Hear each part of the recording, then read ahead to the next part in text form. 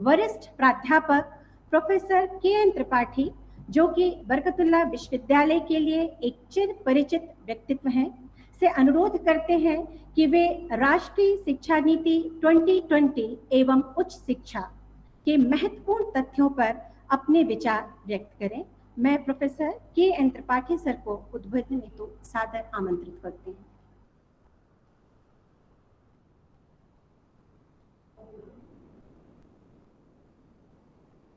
इस कार्यक्रम के मुख्य अतिथि माननीय उच्च शिक्षा मंत्री जी, हमारे आमंत्रित अतिथि वक्ता प्रोफेसर चौहान, विश्वविद्यालय के कुलपति माननीय प्रोफेसर आर.जे. राव साहब, यहाँ उपस्थित अन्य सम्मानित अतिथिगण और मेरे प्रिय शिक्षक साथियों, जैसा कि प्रोफेसर मोना जी ने कहा कि हम लोग यहाँ पर उच्च शिक्षा, राष्ट्रीय शिक्षा नीति के संदर्भ में इस पर कुछ चर्चा करेंगे। जो कुछ मैंने थोड़ा बहुत पढ़ा है वो मैं आपसे शेयर करना चाहता हूँ कि किस तरह उच्च शिक्षा के क्षेत्र में बदलावों की बात इस राष्ट्रीय शिक्षा नीति के माध्यम से की गई है। जैसा कि आपको विदित है, आपने पढ़ा भी होगा, राष्ट्रीय शिक्षा नीति देश के द्वारा तैयार किया गया एक ऐसा महत्वाकांक्षी पहल है जो कि शिक्षा के स्वरूप को आमूल-चूल परिवर्तन करने के लिए उद्यत दिख रहा है।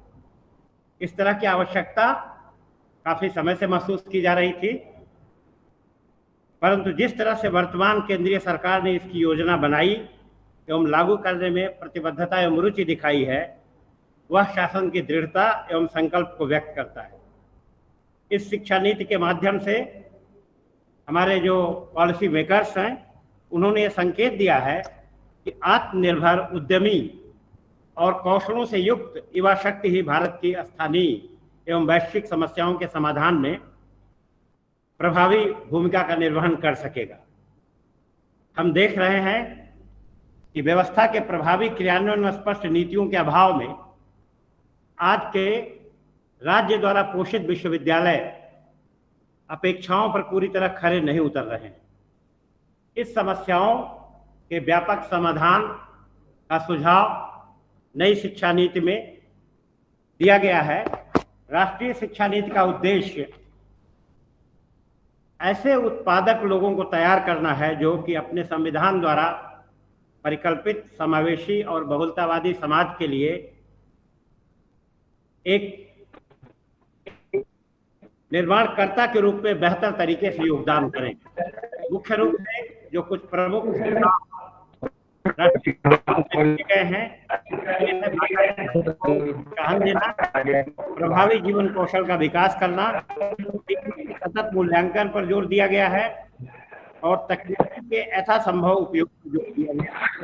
उदाहरण के लिए जो हमारे दिव्यांग तकनीक के सहयोग से वे अच्छी तरह अपने लक्ष्यों को उच्च शिक्षा के क्षेत्र में प्राप्त कर सकेंगे। नई शिक्षा नीति का मानना है कि उच्च शिक्षा का उद्देश्य राष्ट्र को प्रबुद्ध, सामाजिक रूप से जागरूक, जानकार और सक्षम बनाना है, जो अपने नागरिकों का विकास करके अपनी समस्याओं के समाधान के लिए सशक्त समाधानों को ढूंढकर लागू कर सके। यहाँ पर यह समझना आवश्यक होगा कि उच्च शिक्षा का उद्देश्य केवल रोजगार सृजन तक ही नहीं सीमित है, बल्कि सामंजस्यपूर्ण, सुसंस्कृत, उत्पादक, प्रगतिशील और समृद्ध राष्ट्र का निर्माण करना भी उच्च शिक्षा का उद्देश्य है। इस नीति में उच्च शिक्षा के क्षेत्र में अनेक बदलावों का क्रियान्वयन संबंधित राज्यों या सक्षम संस्थाओं के समन्वय से किया जाना है। कुछ महत्वपूर्ण बातों की तरफ मैं आपका ध्यान आकृष्ट करना चाहता हूं। राष्ट्रीय शिक्षा नीति का उद्देश्य ऐसे उच्चतर शिक्षा की ओर बढ़ना है जिससे कि विशाल बहु विषयक विश्वविद्यालय और महाविद्यालय हों, जहां प्रत्येक जिले में या उसके आसपास कम से कम एक और पूरे भारत में अधिकतर HEI ऐसे हों जो कि भारतीय भाषाओं के माध्यम से शिक्षा प्रदान कर सकते हों। बहुविषयक स्नातक शिक्षा की ओर बढ़ने के लिए इसमें बल दिया गया है। संकाय और संस्थागत स्वायत्तता की ओर बढ़ना इसमें इंगित किया गया है। विद्यार्थियों के अनुभव में वृद्धि के लिए पाठ्यक्रम, प्रणाली मूल्यांकन और विद्यार्थियों को दिए जाने वाले सहयोग में आमूल परिवर्तन किए जाने का सुझाव दिया गया। शिक्षण, अनुसंधान और सेवा के आधार पर योग्यता, शिक्षकों की नियुक्तियों और कैरियर की प्रगति के माध्यम से संकाय और संस्थागत नेतृत्व की इंटीग्रिटी को मेंटेन करने की बात इसमें प्रमुख रूप से इंगित की गई है।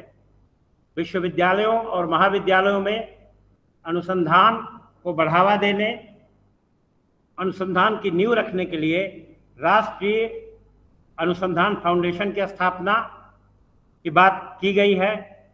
शैक्षणिक और प्रशासनिक स्वायत्तता वाले उच्चतर योग्य स्वतंत्र बोर्डों द्वारा जो HEI है, इनके संचालन की बात कही गई है। व्यावसायिक शिक्षा सहित उच्चतर शिक्षा के सभी एकल नियामक द्वारा लचीला लेकिन स्थायित्व प्रदान करने वाले रेगुलेशन के विकास करने की बात की गई है। उत्कृष्ट एवं सार्वजनिक शिक्षा के लिए अधिक अवसर, सोशली वीक, डिप्राइव्ड और वीकर सेक्शन विद्यार्थियों के लिए निजी एवं परोपकारी एवं राज्य विश्वविद्यालयों द्वारा फंड उपलब्ध कराने पर जोर दिया गया है। ओपन स्कूलिंग, ऑनलाइन शिक्षा, मुक्त एवं दूरस्थ शिक्षा के माध्यम से शिक्षण सामग्री की उपलब्धता और उस तक सभी विद्यार्थियों की पहुंच हो, इन बातों को प्रमुखता से चिन्हित किया गया है। 2 तरह के विश्वविद्यालयों की संकल्पना की गई है। एक ये विश्वविद्यालय जिसमें समान रूप से शिक्षण और शोध पर बल दिया गया, जिसके लिए शोध गहन विश्वविद्यालय का नाम हमारे नीति नियामकों ने सुझाया है। दूसरा ऐसा विश्वविद्यालय जिसको शिक्षक गहन विश्वविद्यालय की बात की गई है, जिसमें अधिक ध्यान हमारा गुणवत्तापूर्ण शिक्षा देने पर है और साथ ही साथ अनुसंधान पर भी है। जो कॉलेज हमारे हैं, वह कॉलेज अगर सुझाए गए शर्तों को पूरा करते हैं तो उन महाविद्यालयों को स्वायत्त डिग्री देने वाले कॉलेज के रूप में हम अवसर प्रदान कर सकते हैं। उच्चतर शिक्षा का बहु विषयक संस्थान को स्थापित करने की आवश्यकता पर जोर दिया गया है कि जहां पर मल्टी फैकल्टी एजुकेशन की सुविधाएं हों, लेकिन ये जो कॉलेजेस होंगे जो कि स्वायत्तता के आधार पर डिग्री प्रदान करने का अवसर पाएंगे, उनका जो स्ट्रक्चर है वो विश्वविद्यालय से छोटा होगा। ये संकल्पना की गई है कि 2030 तक सभी उच्चतर शिक्षण संस्थाएं बहुविषयक संस्थान बनाने की योजना तैयार करेंगे और धीरे धीरे विद्यार्थियों का नामांकन वांछित स्तर तक बढ़ाएंगे। जैसा कि हम सबको विदित है, अभी जो सकल नामांकन अनुपात हमारा उच्च शिक्षा में है, ये 26.3% है। राष्ट्रीय शिक्षा नीति का उद्देश्य है कि इस सकल नामांकन अनुपात को हम 26.3% से बढ़ा करके 50% 2035 तक करें। कुछ नए तरह के पाठ्यक्रमों के संरचना में भी बदलाव के सुझाव दिए गए हैं। जो एजुकेशन के पाठ्यक्रम होंगे वह 4 वर्ष के होंगे, जिसमें कि communication, discussion, research, cross disciplinary यानी इंटर सब्जेक्ट थिंकिंग पर ज़्यादा जोर दिया जाएगा। शोध संस्थाओं में इंटर्नशिप के अवसर उपलब्ध कराए जाएंगे, जिससे कि विद्यार्थी सक्रिय रूप से सीखने के साथ साथ व्यवहारिक पक्ष के साथ भी जुड़ें एवं स्वयं के रोजगार की संभावनाओं को बढ़ा सकें। व्यावसायिक या पेशेवर क्षेत्र के साथ किसी भी विषय में 1 वर्ष का अध्ययन कॉलेज या यूनिवर्सिटी में पूरा करने पर सर्टिफिकेट, 2 वर्ष पूरा करने पर डिप्लोमा, 3 वर्ष पूरा करने पर स्नातक एवं 4 वर्षीय स्नातक पूरा करने पर उन्हें स्नातक के साथ साथ PhD के लिए भी पात्रता होगी। 3 वर्षीय जो हमारा डिग्री पाठ्यक्रम है, इसके पश्चात 2 वर्ष का PG पाठ्यक्रम होगा और फिर 4 वर्ष का भी डिग्री पाठ्यक्रम होगा, जिसमें कि शोध पर बहुत अधिक बल दिया जाएगा। तो अगर ऐसे विद्यार्थी 4 वर्ष के डिग्री पाठ्यक्रम करते हैं तो वह 1 वर्ष के स्नातकोत्तर पाठ्यक्रम करने के पश्चात उनको पीएचडी के लिए पात्रता होगी। शिक्षा के अंतर्राष्ट्रीयकरण पर भी जोर दिया गया है। नीति निर्माताओं ने इस बात पर बल दिया है कि अगर शिक्षा की गुणवत्ता को हम विश्व स्तरीय शिक्षण संस्थाओं के अनुरूप ले जा सकें तो स्वाभाविक रूप से हम विदेशी छात्रों को भी आकृष्ट करेंगे, साथ ही साथ हमारे छात्रों को भी और सम्मान और गौरव के साथ दूसरे अंतर्राष्ट्रीय विश्वविद्यालयों में अवसर मिल सकेंगे। छात्र गतिविधि एवं भागीदारी को बढ़ावा देने की बात की गई है कि इन गतिविधियों में अगर सहभागिता होगी तो पढ़ने के साथ साथ उनमें और सामाजिक गुणों का भी समावेश हो सकेगा। जो हमारा शिक्षक होगा उसे प्रेरित, सक्षम और सक्रिय शिक्षकों और संकाय की नियुक्ति की बात की गई है। उसके लिए भी कुछ सुझाव दिए गए हैं कि समय समय पर अगर हम अपने कार्यरत शिक्षकों के लिए जो प्रशिक्षण कार्यक्रम है, जो पुनश्चर्या पाठ्यक्रम है, अगर इसका व्यापक तरीके से व्यवहारिक उपयोग करें और उनको अवसर उपलब्ध कराएं तो स्वाभाविक है जो हमारा ये समुदाय है यह और सक्षम तरीके से विश्वविद्यालयों के सीमा में विद्यार्थियों के विकास के लिए और देश के विकास के योगदान में अपनी सक्षम भागीदारी सुनिश्चित करेगा। छात्र शिक्षक अनुपात, जो कि एक बहुत ही ज्वलंत और विवादपूर्ण मुद्दा है, इसको बहुत स्पष्ट किया गया है। नई शिक्षा नीति का मानना है कि छात्र शिक्षक अनुपात अधिक नहीं होना चाहिए, जिससे कि शिक्षण प्रक्रिया एक सुखद गतिविधि बनी रहे एवं छात्रों से विचार विमर्श, शोध करने एवं विश्वविद्यालय से जुड़े अन्य गतिविधियों के लिए भी पर्याप्त समय मिल सके। संकाय सदस्यों को अवार्ड देने के लिए उनके कार्य की सराहना का अवसर दिया गया है एवं साथ ही साथ उनके अकाउंटेबिलिटी भी तय करने की बात की गई है। उत्कृष्टता एवं नवाचार को बढ़ावा देने के लिए उत्साही एवं संस्थागत नेतृत्व करने वालों को चुनाव की बात की गई है। यहाँ पर इस बात पर जोर दिया गया है कि जो संस्था के लिए कुलपति अथवा प्राचार्य हों, उनमें उत्कृष्टता एवं नवाचार को बढ़ावा देने की ललक होनी चाहिए और वह इंटीग्रेटिव पर्सनालिटी के होने चाहिए। जो अध्यापक शिक्षा है,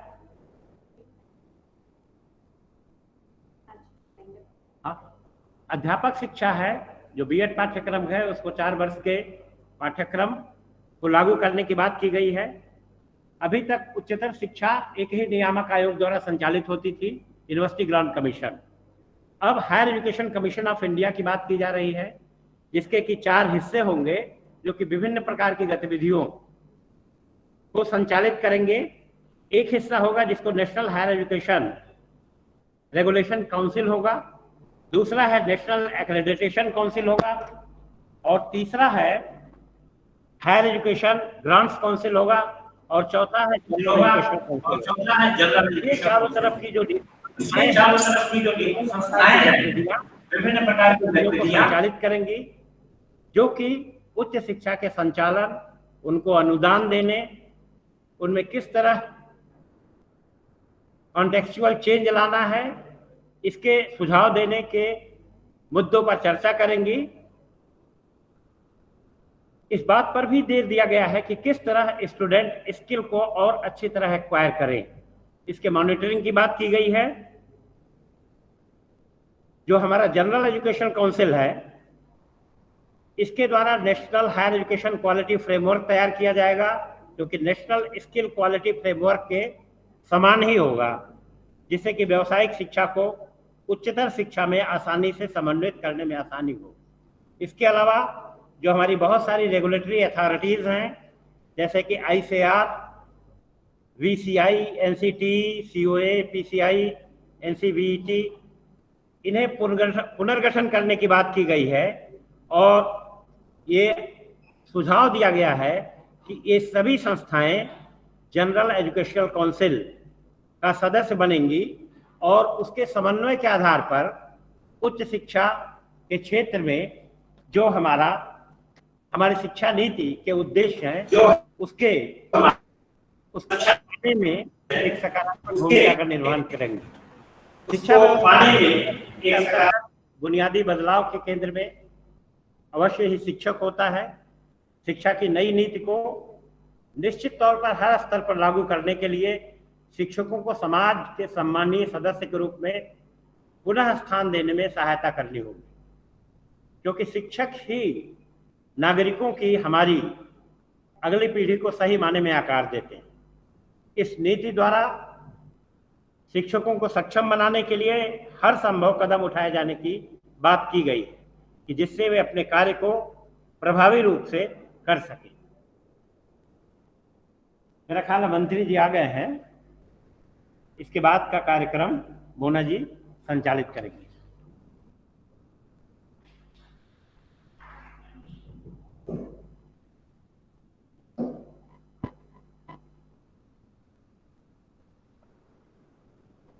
धन्यवाद सर।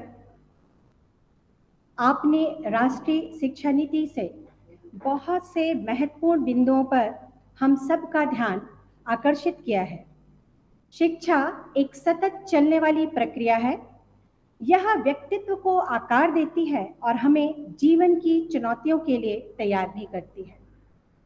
चूंकि हमारे मुख्य अतिथि माननीय मंत्री उच्च शिक्षा विभाग डॉक्टर मोहन यादव हमारे बीच पधार चुके हैं और उनके द्वारा अभी लोकार्पण करने के उपरांत IQAC के जो TMQC है उसका उद्घाटन करने के उपरांत सर इस सभागार में हमारे बीच उपस्थित होंगे। हम उतनी देर उनका इंतजार करें।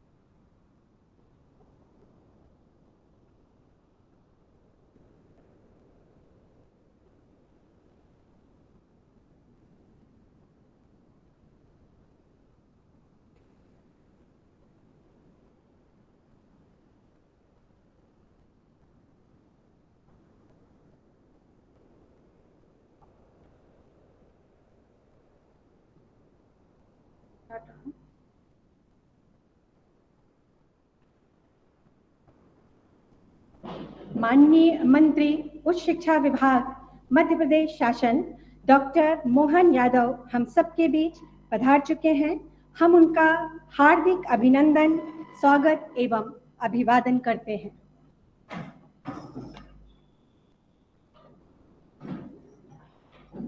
हम अनुग्रहित हैं कि माननीय मंत्री जी ने बरकतुल्लाह विश्वविद्यालय के आमंत्रण को सहर्ष स्वीकार किया और हमारे कार्यक्रम की गरिमा बढ़ाई।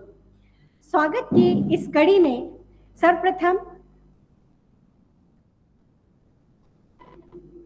मैं माननीय कुलपति जी से बरकतुल्लाह विश्वविद्यालय भोपाल से आग्रह करूंगी कि वे इस कार्यक्रम के मुख्य अतिथि माननीय मंत्री उच्च शिक्षा विभाग डॉक्टर मोहन यादव जी का शॉल एवं श्रीफल एवं सैंपलिंग से स्वागत करें।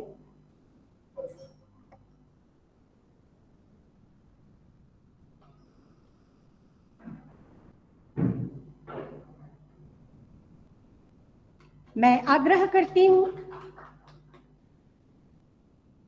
बरकतुल्लाह विश्वविद्यालय के कुल सचिव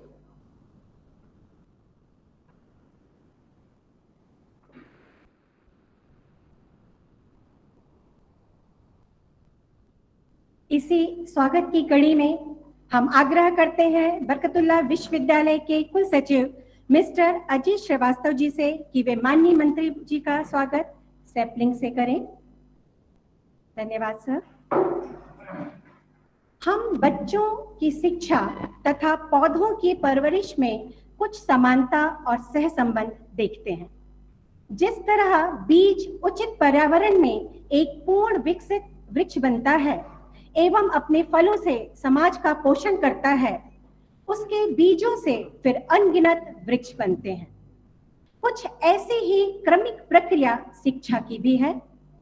एक बच्चा समुचित संसाधनों, योग्य गुरु, उत्तम संस्कार तथा मूल्यपूर्ण शिक्षा से एक परिपक्व व्यक्तित्व प्राप्त करता है।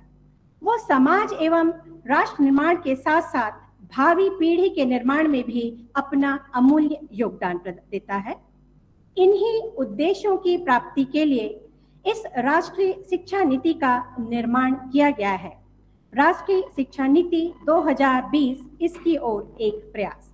मैं बरकतुल्लाह विश्वविद्यालय के माननीय कुलपति प्रोफेसर आर.जे. राव सर से अनुरोध करूंगी कि वह इस कार्यक्रम के उद्देश्यों पर प्रकाश डालें।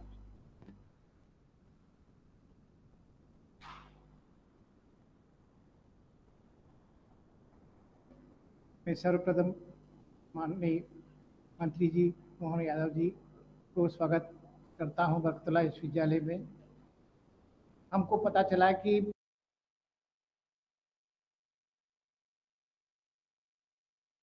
मुझे नहीं लगता है कि हम लोगों ने हम लोग अपना एक डिग्री लेके बैठे, लेकिन सर ने तो इतनी सारे एकेडमिक एक्टिविटीज अचीवमेंट लिया है। तो is the right person to have such a academician as a Minister of Higher Education in Madhya Pradesh. So this is a great achievement for us. आज सर ने हमारा रिक्वेस्ट को माना है and वो हमारे बीच में आए हुए हैं। तो हम लोग का आज अलग अलग विधाओं में बातें भी डिस्कस करेंगे। मैं सर से पहले थोड़ा सा बताना चाहूँगा कि सर बरकतुल्लाह विश्वविद्यालय काफ़ी 50 साल पुराना विश्वविद्यालय है और इसमें काफ़ी इस of all the universities in Madhya Pradesh इसमें एक अपने आप में अलग डिफरेंट है, क्योंकि यहाँ पे हमारा जैसे सपोज एक लैंग्वेज डिपार्टमेंट है, उस पर सभी लैंग्वेज को रखा गया है। तो ये कॉमन टाइप ऑफ सिस्टम है, not like a general departments है। तो that is a great thing of this university बाकी यूनिवर्सिटी से। तो सभी जैसे हम लोग एक लाइफ साइंस डिपार्टमेंट है, उसी में सभी डिपार्टमेंट उसी के अंदर शामिल है। बॉटनी है, मतलब बायोटेक्नोलॉजी है, बायोसाइंस है, ऐसी। तो हमारा that is a great thing of this university.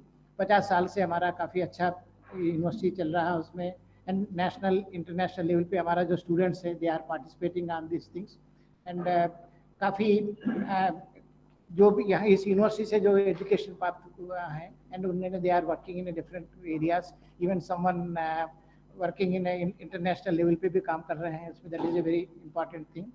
And in this 50 years period तो हम लोगों ने काफ़ी अचीवमेंट्स किया है और यूनिवर्सिटी ने काफ़ी डेवलपमेंट हुआ है। तो ये सभी चीज़ों को देखते हुए there is a need for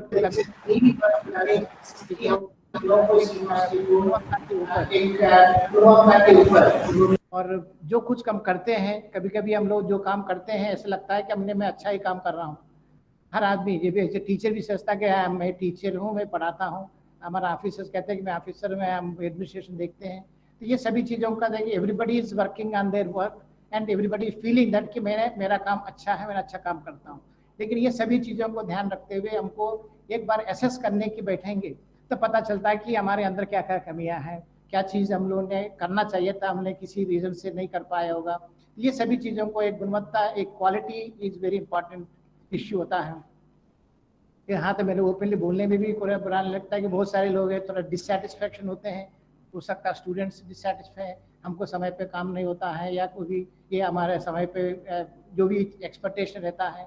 ये सभी चीज़ों को देखते हुए हमको ऐसा लगा कि यूनिवर्सिटी को एक सबसे पहले अपने आप को पहचाने, हम अच्छा काम करते हैं तो हमारे काम को दुनिया सराहे और अच्छे से उसके रिजल्ट्स दिखें उसमें।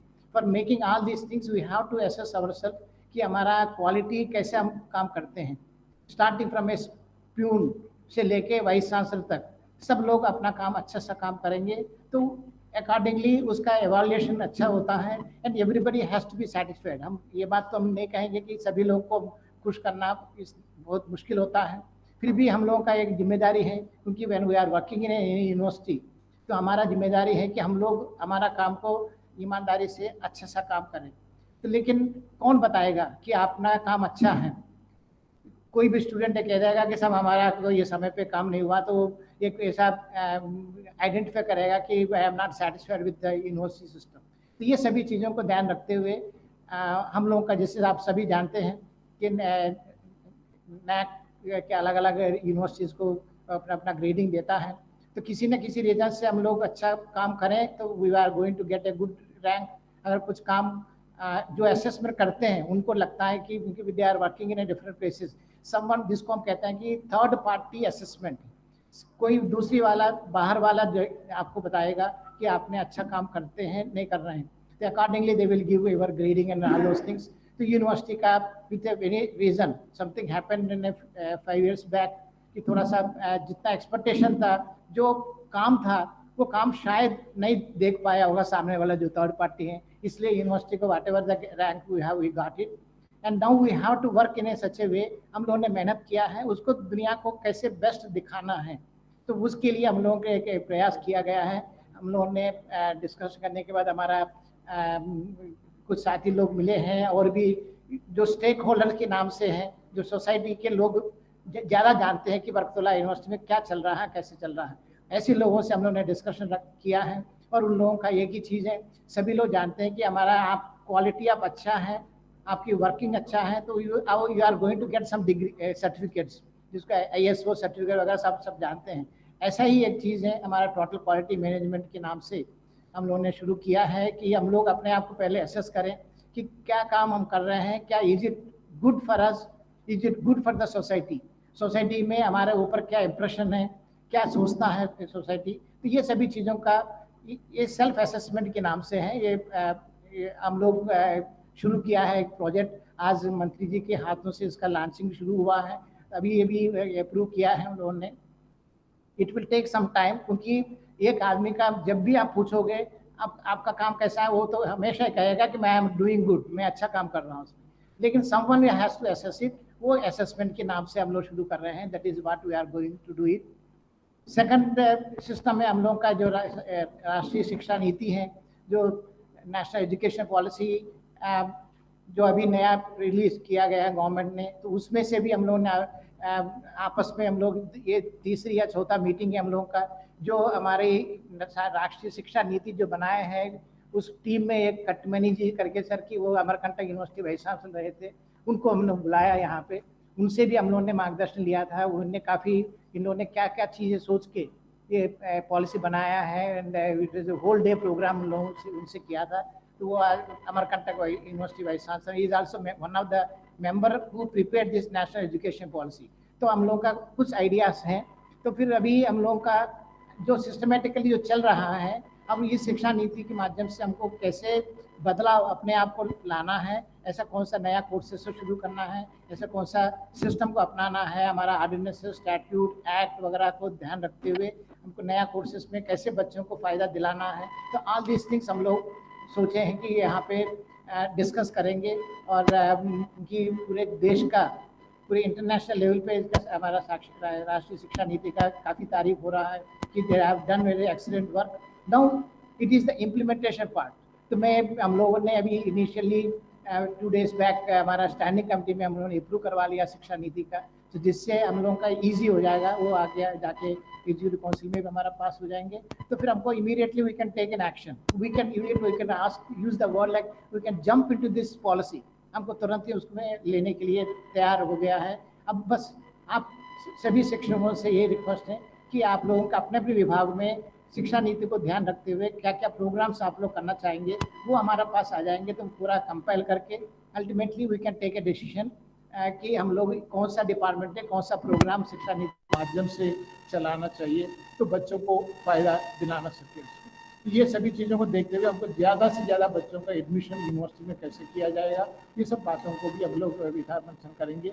आज मंत्री जी को सुनने के लिए आए हैं और आगे और भी प्रोग्राम्स इस हिसाब से हम लोग करते रहेंगे। हम लोग अभी पूरा हमारा head of the departments and deans को आज बुलाया सर हमने, बाकी टीचर्स जो हैं सभी ऑनलाइन में जुड़े हुए हैं, तो क्योंकि सब हम लोगों का क्योंकि ultimately these are all leaders of this particular department, ये जाके उस डिपार्टमेंट को जाके बात करेंगे, वहाँ से डिस्कशन वगैरह उसको करने के बाद आएंगे।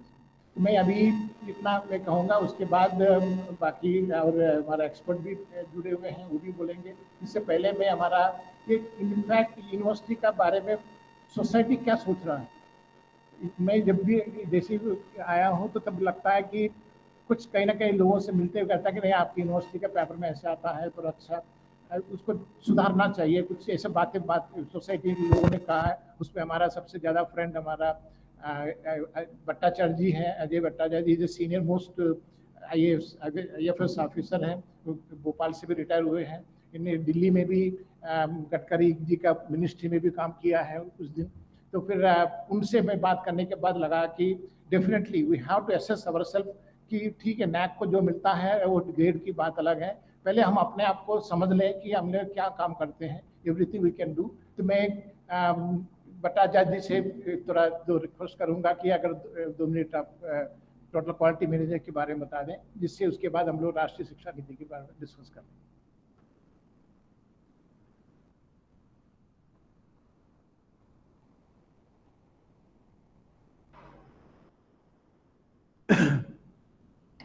धन्यवाद कुलपति जी, माननीय उच्च शिक्षा मंत्री कुलपति जी और इस सभागृह में विराजमान बुद्धिजीवी लोग। ये कोविड मास्क ने हम लोगों को पहचान सीमित कर दिया है, तो मैं मास्क हटा के माननीय शिक्षा मंत्री जी को पहले याद दिलाना चाहूँगा। सर मैं यहाँ पे भोपाल में DFO था, CF था, CCF था, आप यहाँ पे थे, हम लोग पहले कई बार मिल चुके हैं। और मैं ये मेरे लिए एक सौभाग्य की बात है कि इस फोरम में हूँ मैं। मेरा कैरियर का शुरुआत भी एक असिस्टेंट प्रोफेसर के रूप में मैंने किया था, उसके बाद मैं भारतीय वन सेवा में गया। ये अजीब एक सुखद संजोग की बात है कि हमारी शिक्षा नीति और क्वालिटी एजुकेशन, गुणवत्ता शिक्षा की जो हम बात कर रहे हैं, टोटल क्वालिटी मैनेजमेंट, वो एक ही समय में हम लोग उसके बारे में चर्चा कर रहे हैं और उसका हम लोगों ने शायद अभी उद्घाटन किया आपने।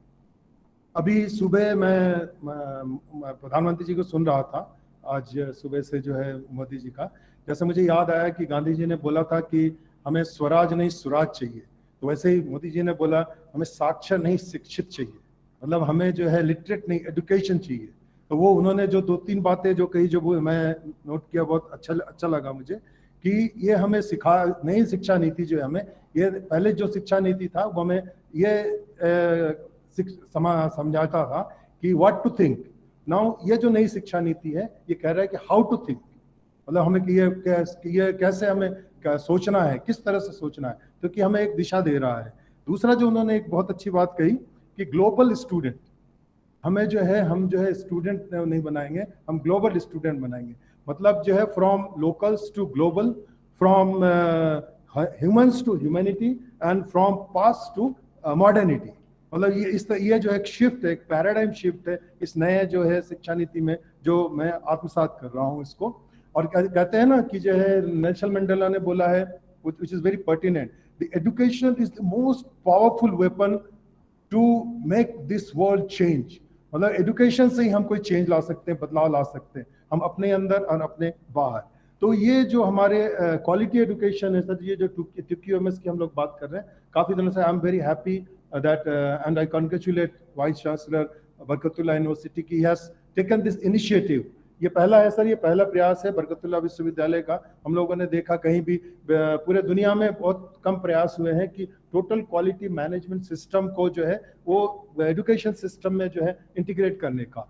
जैसे इसका छोटा रूप है जो सर्टिफिकेशन करते हैं, मतलब कि हमारा the system is in place, the system is in place, वो हम सर्टिफिकेशन करते हैं, तो वो छोटा रूप है। और certification is a component of this total quality management system, कि हमारा जो है हम कहाँ पे हैं और हम कहाँ तक जा सकते हैं, और उसको जो है हम क्वालिटी रूप में जो हम एजुकेशन की बात कर रहे हैं कि हमारा परफॉर्मेंस में क्वालिटी, हमारे डिलीवरी में क्वालिटी, हमारी सोच में क्वालिटी, और क्वालिटी हमारे जो लैब सिस्टम में क्वालिटी की बात कर रहे हैं। एक मैं पढ़ रहा था अभी, बिल गेट्स ने जो बोला है, तो वो बहुत मतलब हम लोगों के लिए बहुत पर्टिनेंट है हर एजुकेशन के लिए। Thanks to quality education, Israel is one of the most advanced countries in the world. Israel is advancing in high tech even more than the developed countries. कितना ये है कि जो है एक छोटा कंट्री है जो कि अपने हायर एजुकेशन, क्वालिटी एजुकेशन के माध्यम से डेवलप कंट्रीज के लिए कम्पीट कर रहा है। Ensuring quality higher education is one of the most important things we can do for our future generation. So ये सारी चीजें जो है जो इनमें बहुत तालमेल खा रहा है, जो मतलब एक सिनर्जी है, एक कॉम्प्लीमेंट्री एंड सप्लीमेंट्री है हमारे न्यू एजुकेशन पॉलिसी और हमारी टोटल क्वालिटी मैनेजमेंट सिस्टम का जो हमारी जो सोच है इस विश्वविद्यालय की, कि हम किस तरह से जो है अभी जो है हमारा जो हमारी कैपेसिटीज है उसको हम किस तरह से एक लेवल पे ले जाएं, जो हमारा परफॉर्मेंस लेवल है, डिलीवरी लेवल है, वो उसको एक क्वालिटी रिजल्ट उसका आए और हमारा जो है साथ ही साथ उससे यह होगा कि हमारा ब्रांडिंग होगा यूनिवर्सिटी का। बहुत सारे लोग अच्छा काम कर रहे हैं और अच्छा कर सकते हैं। तो हमारी कैपेसिटी जैसे से 10 स्केल में I8 है, 9 है, हम 6 पे 7 पे कर रहे हैं, तो हम 8 पे किस तरह से पहुंचे। तो हमारा परफॉर्मेंस, हमारा डिलीवरी ये जो किस तरह से इम्प्रूव हो, हमारा जो है, और ब्रांडिंग इज इम्पॉर्टेंट।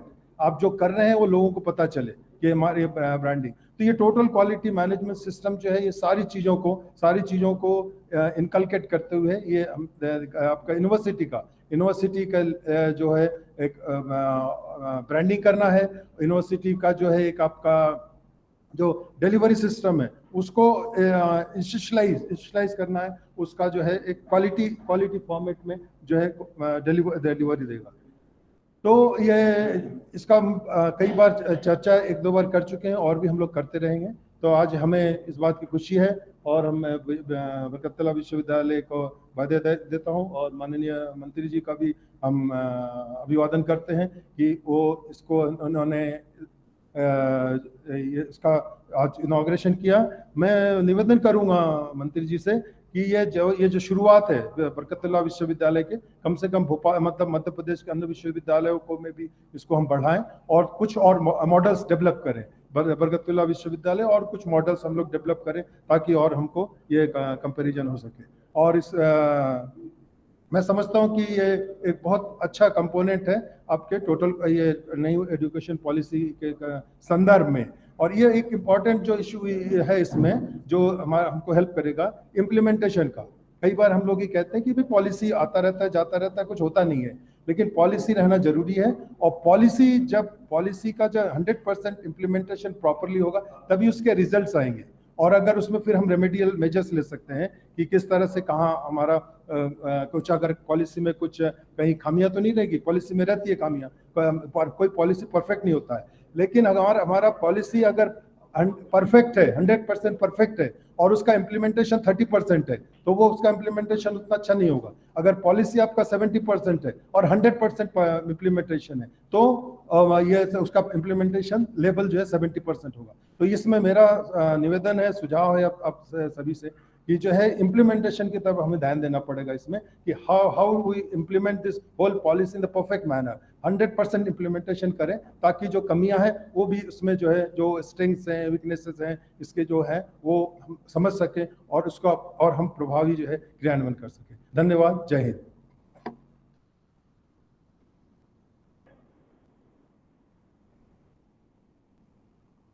धन्यवाद सर। आपने गुणवत्ता को प्राप्त करने के विभिन्न तरीकों तथा विशेष रूप से माननीय प्रधानमंत्री जी द्वारा दिए गए लक्ष्यों पर हमारा ध्यान आकर्षित किया। आपने बड़े ही सारगर्भित तरीके से यह बताया कि किस तरह लगभग 3.5 दशकों के अंतराल के बाद आई इस मिलेनियम की प्रथम शिक्षा नीति को क्रियान्वित कर हम उज्जवल भविष्य का निर्माण कर सकते हैं। हम इस कार्यक्रम का प्रारंभ करते हैं हमारे विशिष्ट अतिथि प्रोफेसर बलराज चौहान जी के वक्तव्य से। वे ऑनलाइन माध्यम से जबलपुर से हमारे साथ उपस्थित हैं, जुड़े हुए हैं। प्रोफेसर चौहान राष्ट्रीय शिक्षा नीति 2020 के उच्च शिक्षा पर होने वाले प्रभाव पर अपने विचार व्यक्त करेंगे। इससे पूर्व मैं उनका संक्षिप्त परिचय आपके समक्ष प्रस्तुत करूंगी। Okay sir, now I think sir का जो टाइम है उसकी गरिमा को देखते हुए हम सर की ओर अपना लाएंगे। अभी विशिष्ट अतिथि इसके उपरांत होंगे। हमारे बीच मध्य प्रदेश के उच्च शिक्षा के कर्णधार माननीय मंत्री मुख्य अतिथि के रूप में उपस्थित हैं। माननीय मंत्री जी डॉक्टर मोहन यादव का संक्षिप्त परिचय उनके द्वारा समाज एवं शिक्षा में किए गए अमूल्य कार्यों का दर्पण है। उच्च शिक्षित एवं युवा कैबिनेट मंत्री डॉक्टर मोहन यादव महाकाल की नगरी उज्जैन की दक्षिण विधानसभा सीट का प्रतिनिधित्व करते हैं। विद्यार्थियों के अधिकारों के लिए आप सदा ही प्रयत्नशील रहे हैं। आपने विक्रम विश्वविद्यालय के कार्य परिषद सदस्य के पद को भी सुशोभित किया है। उज्जैन विकास प्राधिकरण के अध्यक्ष के रूप में आपने अविस्मरणीय योगदान दिया। आपकी कर्मठता एवं लगनशीलता का ही परिणाम है कि लगातार वर्ष 2013 एवं 2018 में आप मध्य प्रदेश विधानसभा के लिए विधायक चुने गए तथा वर्तमान में कैबिनेट मंत्री के रूप में उच्च शिक्षा विभाग का प्रतिनिधित्व कर रहे हैं। माननीय मंत्री जी से विनम्र आग्रह कि वे अपने आचरित वचनों से हम सबका मार्गदर्शन करें। माननीय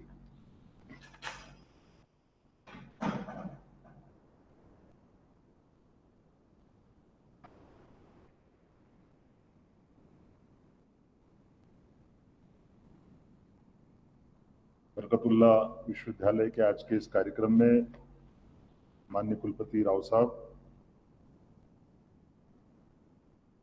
रजिस्ट्रार माननीय श्रीवास्तव जी, माननीय भट्टाचार्य जी, हम पूर्व में टूरिज्म में जब मैं था तो आप उस समय फॉरेस्ट में इको टूरिज्म एक बोर्ड में भी थे और फॉरेस्ट के आप हेड थे। इस अवसर पर मैडम पुरोहित और आप सब जिस निमित्त हम यहाँ इकट्ठे हुए हैं, हम सबका सौभाग्य है। वर्तमान के दौर में यद्यपि कोरोना के कारण से बाकी सारी देश और विदेश दुनिया की गतिविधि एक अलग ही मोड़ पे है, लेकिन हमारे लिए सौभाग्य है खास करके भारत के संदर्भ में हमारी अपनी शिक्षा नीति पे पूरे देश में चर्चा चल रही और शिक्षा नीति का जो जिस प्रकार से एक प्रारूप हमारे सबके सामने आया, यद्यपि भारत सरकार के कैबिनेट से वो पारित हो चुकी है, लेकिन समग्र रूप से उस पर पूरे देश में अभी और चर्चा चल रही है।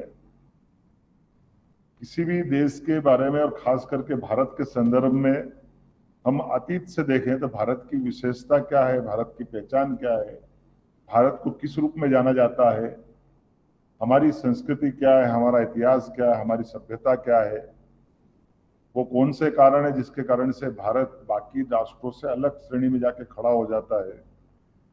यद्यपि ये बात सही है कि कई कई कारणों से, कई कई उदाहरणों से हम इसको समझ सकते हैं और अतीत के दौर से अगर अपन उठा करके देखें तो आर्कियोलॉजी वाले तो नालंदा, तक्षशिला, सिंधु घाटी की सभ्यता, इससे हमारे इतिहास को जोड़ के बताते हैं, लेकिन और इससे आगे जाए तो इसको आजकल हमारे अपने सांस्कृतिक संदर्भ में हिस्ट्री वाले से या तो एंशिएंट हिस्ट्री पे जाके बात करते हैं, अतीत के उस दौर से बात करते हैं, तो वहां से लेकर के यहाँ तक गुणवत्ता की बात, मूल मनुष्य के गुण विकसित करने की बात, संस्कार की बात, संस्कृति की बात, मनुष्य की स्वतः ही जैसे जैसे गति प्रगति हुई है तो दुनिया में एकमात्र देश भारत है जहां पर हमने समूचे रूप में उसके अंदर वो सारा सब कुछ यहाँ के ऋषि मुनियों के कारण से, यहाँ के प्राचीन ज्ञान विज्ञान के कारण से वो सब देने का प्रयास किया जो उसके मनुष्य से, मानव से देव बनने की दिशा में आगे बढ़ने के लिए कदम बढ़ाने की अवसर उपलब्ध कराता है। और जब हम देव संस्कृति की बात करते तो हम किसी से दुर्भावना की बात नहीं करते, हम परस्पर आत्मीयता की बात करते हैं, उसके मूल अंदर के गुणों को विकसित करते हुए संसार में उसका मानव जीवन कैसे सफल हो और आने वालों को वो क्या संस्कार देके जा रहा है। और जब हम इतना अच्छा उदात्त विचार लेके चलते हैं तो उसमें बाकी चीजों का भी समावेश देखते हैं।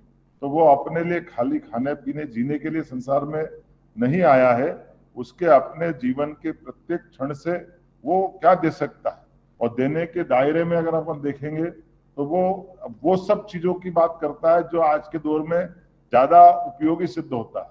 हम इस वर्तमान के दौर में कोरोना जैसी एक छोटी सामान्य एक विषाणु, एक बारीक सा बीमारी का एक कारण पूरे दुनिया को हिला देता है, और ऐसे में वो सब दौर याद करें जब मनुष्यता का दो कदम आगे बढ़ना शुरू हुआ होगा। ऐसे में आज के इस दौर से दोनों की तुलना कर सकते हैं कि हम बात करेंगे कि हमारी अपनी देश की आजादी के बाद वास्तव में तो आजादी का भी अलग अलग क्रम हो सकता है। मूलतः तो हम अपने इस देश में कई दौर में आजादी के भी घटनाक्रम देख चुके हैं। 2000 साल पहले सम्राट विक्रमादित्य ने शकों को परास्त करके एक अलग परचम फहराया था, और एक शासनकर्ता कितने प्रकार से शासन करता है इसके उदाहरण सैकड़ों नहीं, कई सारे उदाहरण जो हम सब देख सकते हैं। एक व्यक्ति अपने जीवन में शुचिता के लिए, एक व्यक्ति दानशीलता के लिए, एक व्यक्ति वीरता के लिए कितने प्रकार के गुणों से गुण संपन्न होता है। सम्राट विक्रमादित्य को देखे, जो आदमी तो आदमी जरूरत पड़ती तो भूत को भी पकड़कर बार बार अपने उस गुण को लाकर प्रकट करना चाहता कि वो किसी भी व्यक्ति के बारे में किसी भी प्रकार से हर चुनौती का सामना करने के लिए शासन के प्रतिनिधि होने के नाते से सिद्ध करता है। हमने सबने देखा है कि व्यक्तियों के अंदर गुण तो होते हैं, लेकिन गुणों के साथ में स्वाभाविक रूप से जब वो मनुष्य है इसलिए अवगुण भी होते हैं, लेकिन गुण से अवगुण के बीच में जो एक लंबा फासला है, उस फासले को हमारे यहाँ पर अलग अलग प्रकार से उसको सिखाने का प्रयास भी किया है। हमको मालूम है, हम बेताल 25 की बात करेंगे या प्राचीन गुरुकुल पद्धति की बात करेंगे, या हम अपने कई सारे उदाहरणों से इसको समझ सकते हैं, लेकिन अभी उन सब पे बात न करते हुए वर्तमान की शिक्षा नीति के माध्यम से हम विश्व के उस ज्ञान विज्ञान को वर्तमान के साइंस से जोड़ करके हमारे अपने ज्ञान विज्ञान से आगे बढ़ने की तरफ देखेंगे, तो हमको ये ध्यान में आया कि कई सारी चीजें आज से अगर अब थोड़ा भी पीछे जाए, ज्यादा पीछे नहीं जाए, 1857 पे जाए, जब ईस्ट इंडिया कंपनी से हट करके भारत पे अंग्रेजों ने अपनी सत्ता स्थापित कर लिया, अर्थात इंग्लैंड के अंदर मर्ज कर लिया, तब भी वर्तमान की दृष्टि से जो साक्षरता की बात करते हैं तो करीब करीब पूरे भारत 100% साक्षरता की स्थिति में था। तो वो क्या कारण हो गया कि हमारे पास जो 90 साल की जो टाइम पीरियड गया, तो वो हमारी अपनी साक्षरता से घूमते फिरते हम अगर आज की साक्षरता पे आएंगे तो हमारा अपना ड्रॉप आउट होने वाला उच्च शिक्षा का आंकड़ा आज हमको 28% पे लाके खड़ा करता है विश्व के परिदृश्य में, भारत के परिदृश्य में, लेकिन मध्य प्रदेश में जाएंगे तो वो 21% पे ले जाके खड़ा करता है। अर्थात राष्ट्रीय स्तर से भी हमको अभी 7 कदम और पीछे हट करके ही बात करना पड़ रही है। ये एकदम अजूबे वाली बात वहां है जहां भगवान कृष्ण की स्वयं की शिक्षा स्थली अपने इस मध्य प्रदेश में मिलती, जहां हम अपनी जो कोई भी प्रतिकूलता प्राकृतिक रूप से आपदाओं के रूप में रहती है, मध्य प्रदेश सबसे महफूज है। वहां कोई ना बड़ा तूफान आता है, ना कोई समुद्र के किनारे कोई बड़ी कष्ट या बड़ी परेशानी आती है, ना हम वो दूसरे प्रकार से देखते हैं। लेकिन इन कारणों के बावजूद भी मध्य प्रदेश कहाँ पिछड़ा है, कहाँ इसकी आवश्यकता है। उसी प्रकार से देश के मामले में देखें तो हम अपने आप में अगर विश्व के परिदृश्य में देखेंगे तो विश्व की सबसे अच्छी विश्वविद्यालयों में अगर अपन अपने विश्वविद्यालयों का अंक ढूंढेंगे तो वो अभी जरा हमको निराशा वाला रहेगा। लेकिन जो वर्तमान के दौर में जिसकी आवश्यकता है कि गुण संपन्नता के आधार पर देख लें तो जब जब भी चैलेंज मिला भारत या भारत की प्रतिभाओं को, तब उसने अपनी प्रतिभा सिद्ध की है। हमको सुपर कंप्यूटर से लेकर के अपने गगनयान की सारी उड़ानों को देख लें तो जहां जहां चुनौती मिली हमारी क्षमता योग्यता कमी नहीं, लेकिन कुल मिलाकर के हमारी अपनी पॉलिसी में, शिक्षा नीति में जो कोई कमी रह गई थी, उसके कारण से जो हमारा अंदर का हुनर है, जो अंदर की जो गुणवत्ता है, उसके दिशा में काम करने की आवश्यकता थी। दुर्भाग्य से मेघालय की शिक्षा नीति को लेकर के 68 में और 86 में प्रयास जरूर किया शिक्षा नीति का नाम देने का, लेकिन वो शिक्षा नीति में परिपूर्णता नहीं थी। और आज की जो शिक्षा नीति है, मैं ये भी नहीं मान के चलता हूं कि एकदम से हमने सब कुछ खराब ही खराब रखा है, लेकिन काफी गुंजाइश छोड़ दी थी उस गुंजाइशों को लेकर के चलने के लिए वर्तमान शिक्षा नीति काफी हद तक अपनी मूल दिशा को पकड़ने में सफल होती है, सिद्ध होती है।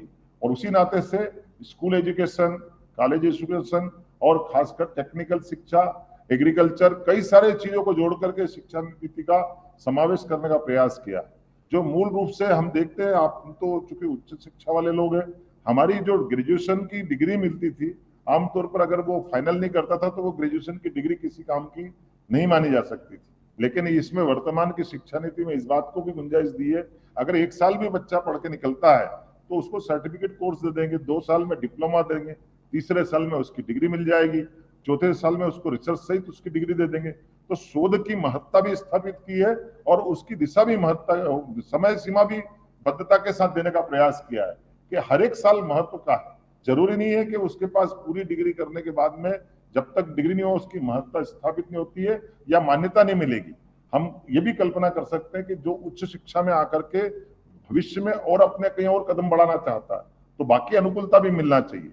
तो वो सारी बातें भी इसमें वर्तमान में जोड़ी गई है। और जिसको अपने जीवन यापन के साथ कोई टेक्निकल क्षेत्र में जाना है, तकनीकी रूप से कोई अपनी दक्षता रखना है, तो आवश्यक नहीं कि वो इस दिशा में आगे आए।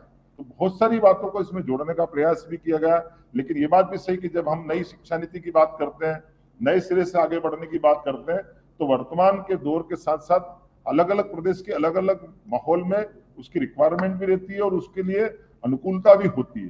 तो हमारे अपने वर्तमान के दौर में मध्य प्रदेश की दृष्टि से उच्च शिक्षा में क्या क्या जोड़ा जाना चाहिए, किस दिशा में आगे बढ़ना चाहिए, वहाँ जो पुरानी हमारे है उसमें क्या अच्छा है और नए में हम क्या गुंजाइश लेके चलते हैं। जब इस पे बात करते हैं तो इस पे बहुत बात करने की जरूरत होना चाहिए। यद्यपि शिक्षा नीति का ड्राफ्ट बनते टाइम उन्होंने बहुत मेहनत की, बहुत सारे लोगों को, कस्तूररंजन साहब ने काफी हद तक इसमें बहुत दिनों तक मेहनत करने के बाद, पर फिर भी वो राष्ट्रीय स्तर का मुद्दा है।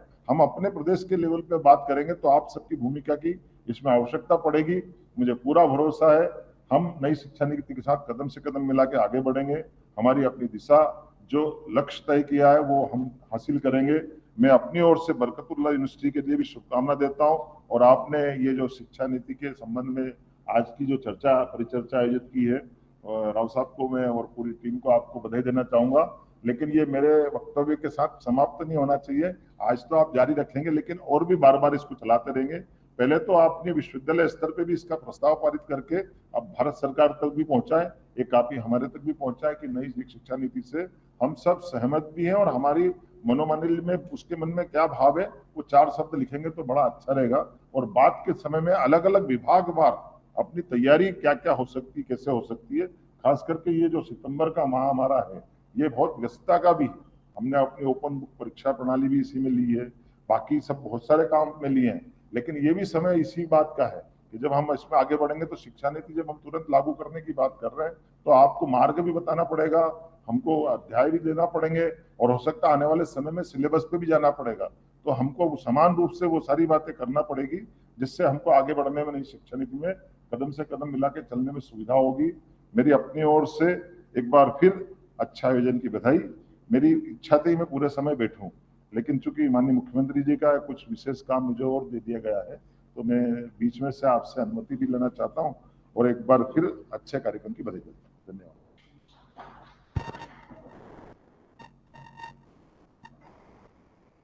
धन्यवाद सर।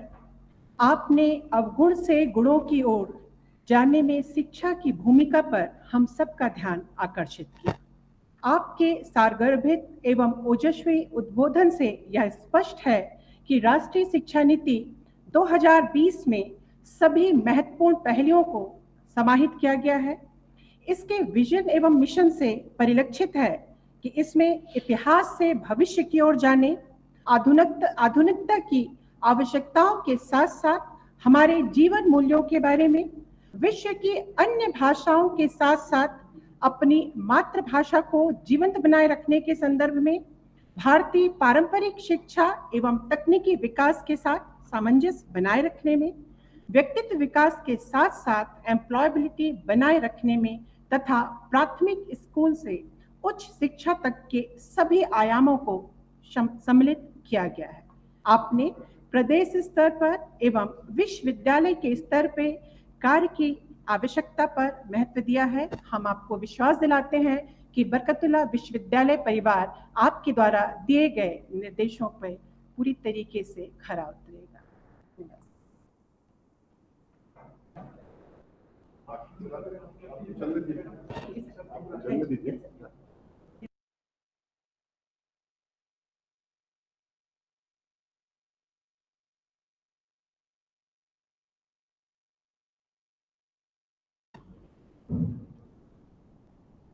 हमारे विशिष्ट अतिथि प्रोफेसर बलराज चौहान सर अभी हमारे साथ जबलपुर से जुड़े हुए हैं।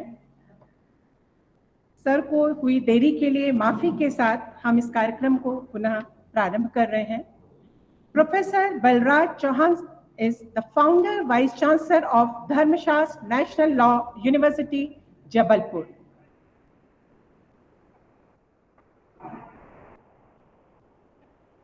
Before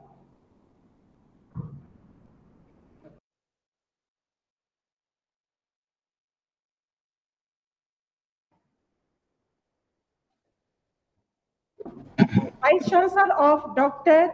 Ram Manohar Lohia National Law University, Lucknow and National Law Institute University, Bhopal. He has also been a member of UP State Law Commission, member of UP State Legal Service Authority, and executive member, Shastri Indo-Canadian Institute, New Delhi. Professor Chauhan has completed several projects funded by state and other national and international agencies. Recognizing his contribution in the field of criminology, he was awarded with Dr. Kumar Award in 2009. He has received prestigious fellowships including the Commonwealth Foundation Fellowship 2011, the Fellowship of Indian Society of Criminology. He is visiting faculty to several national universities, Judicial Training Research Institute, National Judicial Academy, etc. He has been associated with the National Institute of Criminology and Forensic Science of Bureau of Police and Research Development, Ministry of Home Affairs, New Delhi, and also visited various international universities in USA, UK, South Africa, Italy, Uganda, Philippines, Canada as an invitee. He is prolific writer and has contributed several research articles in national and international journals. Also has 2 books in his credit. He has more than 40 years of experience of teaching and research experience. Professor Chauhan is well versed with the project formulation, financial planning, budgeting of proposals, resource management, monitoring and organizing workshop, training program and seminars. Several students have completed their postdoctoral and doctoral degrees under his guidance. माननीय कुलपति धर्मशास्त्र university Jabalpur से विनम्र आग्रह कि वे अपना उद्बोधन देके हमें अनुग्रहित करें। Thank you very much, Dr. Mona ji.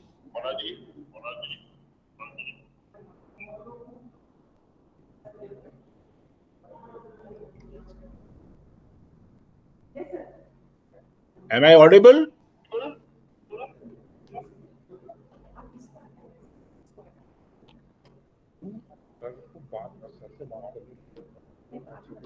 Hello. Yes, sir, you are audible. Yes, sir, you are audible.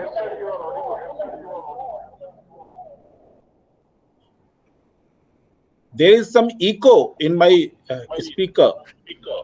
No problem, sir. So voice is clear. Yes, sir. Thank you. Your Vice Chancellor has joined, or Sir, no, he is not here. Please continue. he is not? Yes, Okay. So, learned Vice Chancellor of the Barakallah University, esteemed faculty members, academicians, and Honorable Minister for Higher Education, Dr. Mohan Yadav ji in absentia, who just left because of some important work. I would like to congratulate the organizers, especially Professor Rao, for organizing this symposium, colloquium, or conference on national education policy, and especially in the presence of the Education Minister. I heard Education Minister, and really it gives me pleasure that Minister was talking about the future roadmap and the things which are to be done in the state of Madhya Pradesh. Friends, we all know that the university education in our country is meant to prepare for the greater task of nation building in accordance with the constitutional promise of creating egalitarian society. I put emphasis on egalitarian society. Education is broadly recognized. Minister mentioned about it, and Professor Rao was also talking about it. Education is broadly recognized as a tool to promote peace, justice, and equality for sustainable development. It has major role to play in shaping the values of future generations, building collective consciousness, reshaping societal preferences, and complementing this with the necessary skills to enact this value. National Education Policy 2020 is the first education policy of the 21st century and replaces the 34-year-old National Policy on Education, which was passed in 1986. Built on the foundational pillars of access, equity, quality, affordability, and accountability, this policy is aligned to 2030 agenda. This is the important thing which I would like to highlight, because I will give you some points for thought, or you see, we can discuss further. Sustainable development and aims to transform India into a vibrant knowledge society and global knowledge superpower by making both school and college education more holistic, flexible, multidisciplinary, suited to 21st century. It needs and aimed at bringing out the unique capabilities of each student. Honorable Minister mentioned about some, proposals. And by now, I think all my colleagues are well versed, because the package which this policy provides, it's a complete package. And you see, it is spread over 5 plus 3 plus 3 plus 4. We are working in higher education. We are working in universities or higher educational institutions. It means that a student trained in this particular brand will reach to us after 11 years. But this policy demands that by 2030, we should be able to complete our objective. And therefore, though it talks about the development of skills, cognitive psychology, intellectual development, learning styles, so many things are there. But it appears that the focus is on immediate adoption of the policy. Yesterday, I was in a discussion here in Jabalpur with other colleagues, Professor Kapil Dev Mishra ji, Vice Chancellor of the Agriculture University, Vice Chancellor of the Veterinary University, and principals of the colleges. So one of the principals Madam, I think Madam Saluja, Honorable Principal of the Mata Gujri, she started her address. Do we really want to adopt this policy? Are we ready for this policy? And that forced me to think, because when the Honorable Minister was speaking today, I think this policy has been adopted by the central government. This policy is education now is in concurrent list after 1976 on the basis of the Saran Singh Committee report. Amendment was made in the constitution, and the education was brought from state list to the concurrent list under Schedule 7, and the central government is having all powers to legislate as far as education is concerned. However, the education system is governed by the different state with the help of the legislations which they have passed. And we are having central universities, state universities, and that creates some sort of challenges, problems.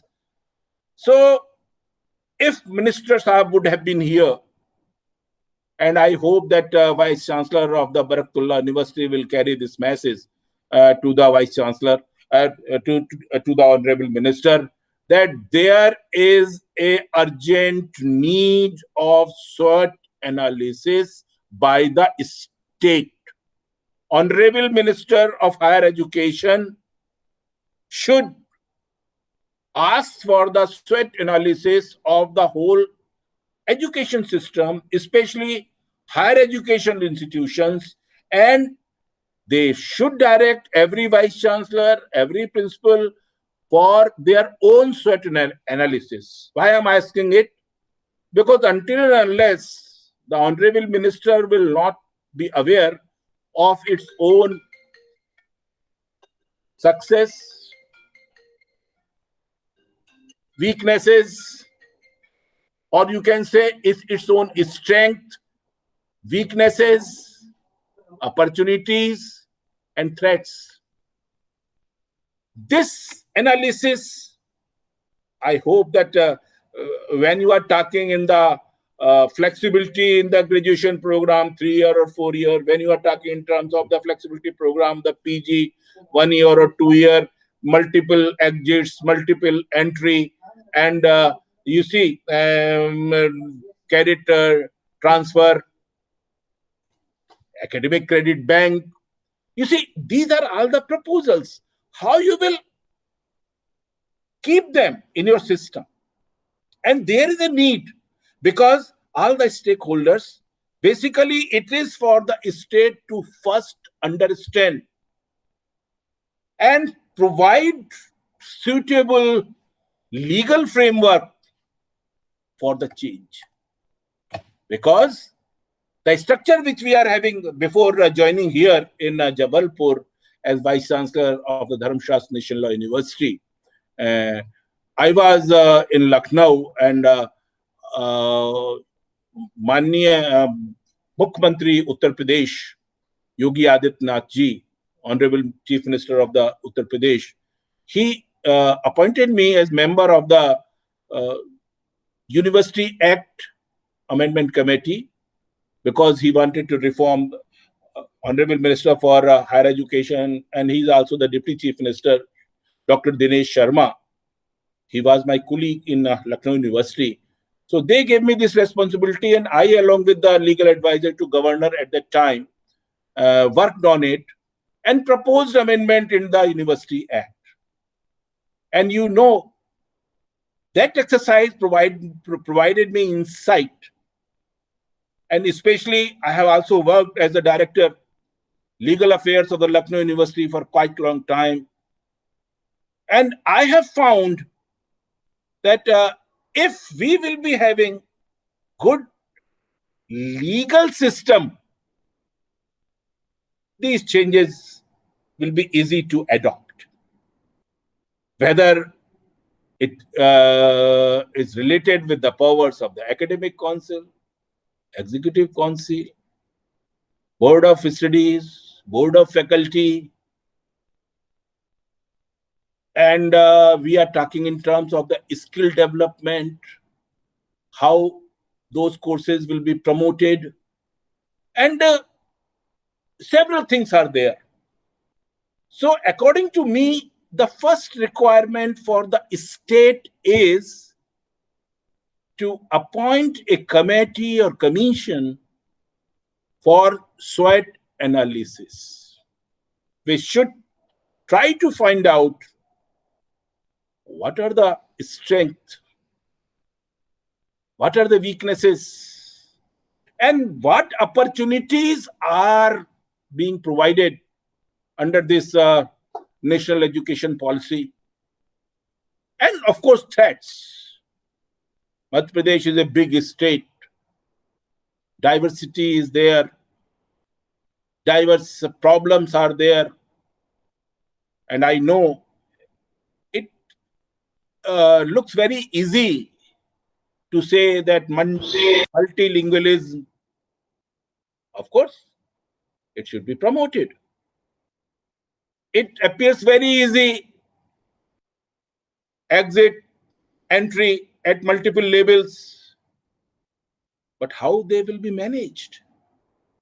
Academic transfers and the present status of our institutions.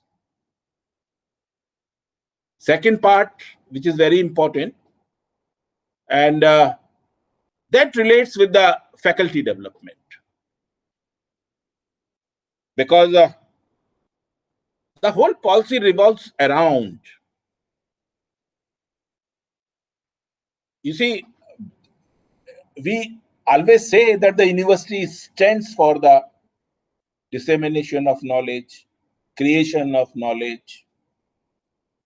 University stands for the creation of the knowledge maker. It's a bureau of standards.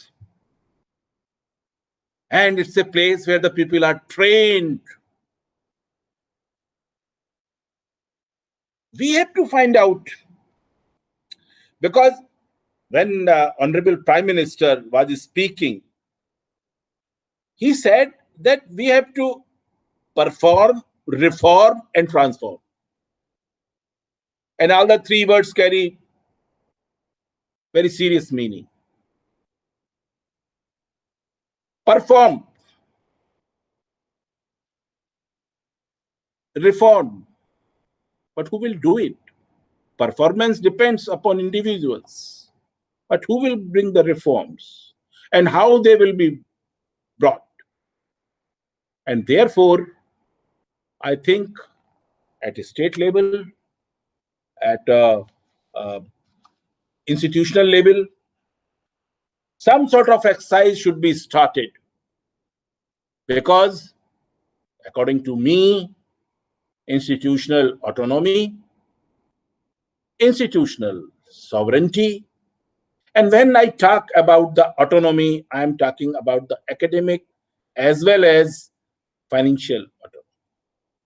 When Professor Rao was speaking about the quality education, and he was speaking about the achievements made by the Barakatullah University, he was feeling very proud. And words reflected that. So, when we will discuss about, you see, a single regulator at the apex level, 4 vertical regulators, that will not serve the purpose. I know that the medical education and the legal education, they have been excluded, but no guidelines have been given. What will be the fate? Because according to the present status, under the Advocates Act, legal education will be governed by the Bar Council of India. But no, it is also governed by the UGC, it is also governed by the MHRD, also governed by the state, and ultimately, sometimes there are conflicts. And the university, I have been in the Lucknow University for long, and I have seen that sometimes there is a conflict. State is saying something, center is saying something. So this is an occasion where SWOT analysis will provide us understanding and vision for development, what we are expected to do. I'm really happy because one very great thing is going to be happen. And I think in future, two incidents will be very important, and they will be in the history. One, in 2020, how the India fought war against the pandemic. What was the contribution of its frontline warriors? And people will tell the stories of their success. And second, they will talk about the national education policy, that in 21st century, for the first time, a good document was given to the nation, and especially to the academicians, to work on it and to take the country on the path of progress. Sociologists, scientists, law experts have to come together, and they have to provide, inputs, because without scientific research, nothing is going to happen. And I am confident that with the learned persons like Professor Rao and other learned vice chancellors and the esteemed faculty members, some teams will be formed. I am ready to support anytime, but I wish that we should make it happen what has been expected under by this committee from us. And I would like to conclude with the words of the Minister of HRD, Honorable Shri Sanay Dhotre. I quote, "The NEP 2020 is the most comprehensive, radical, and futuristic policy document in the educational history of this country. It does not recognize any barrier in bringing quality and outcome-based education to each and every one." Unquote. With these words, I thank again the organizers for providing me this wonderful opportunity. Thank you very much.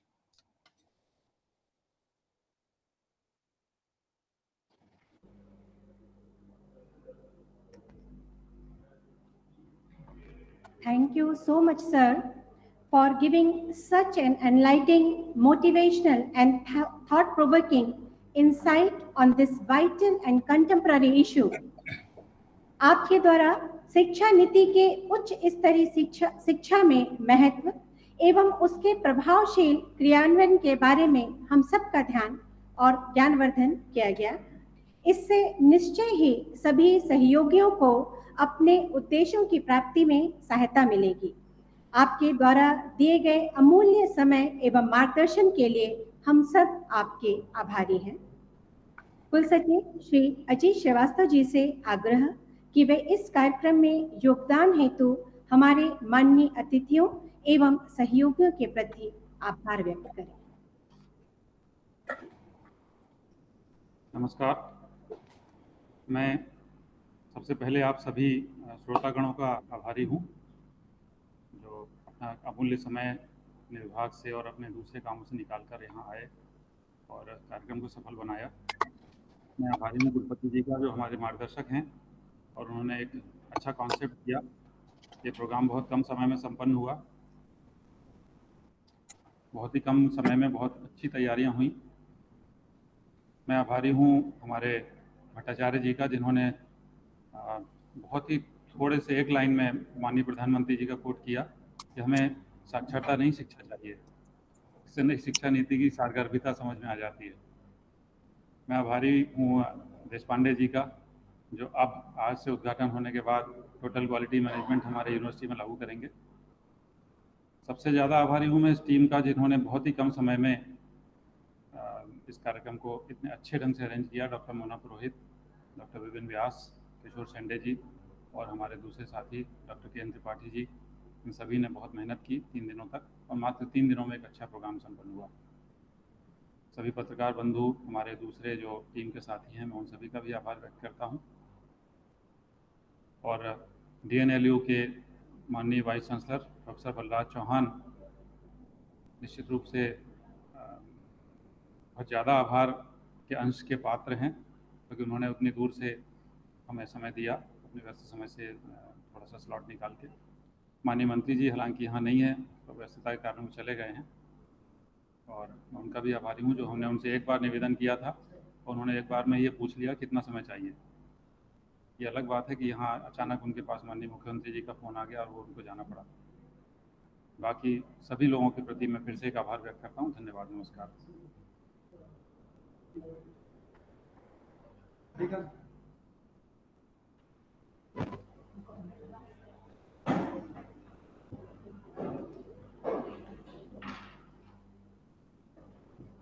मैं आप लोगों को एक request करूंगा कि अभी हम लोगों ने अलग अलग